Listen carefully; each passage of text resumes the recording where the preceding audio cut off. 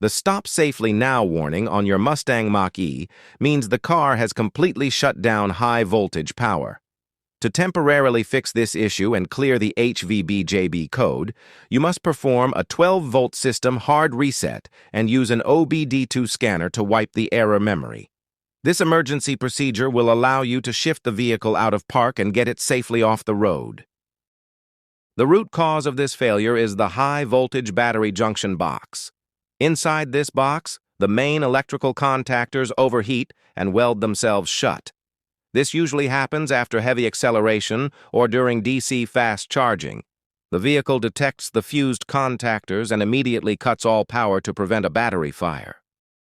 When you are stranded, your first step is a 12-volt battery reset. Open the front trunk and locate the 12-volt battery under the plastic cowl panels. Disconnect the negative battery terminal using a 10mm wrench. Leave it disconnected for 10 minutes to allow all the low-voltage modules to drain their residual power. Reconnect the battery terminal and tighten it down. Next, plug an OBD2 scanner into the diagnostic port under the driver's side dashboard. You need a scanner capable of reading advanced electric vehicle control modules.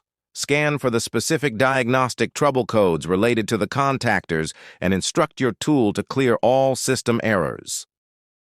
Once the codes are cleared, the system will reboot, and the warning message should temporarily disappear from the dash.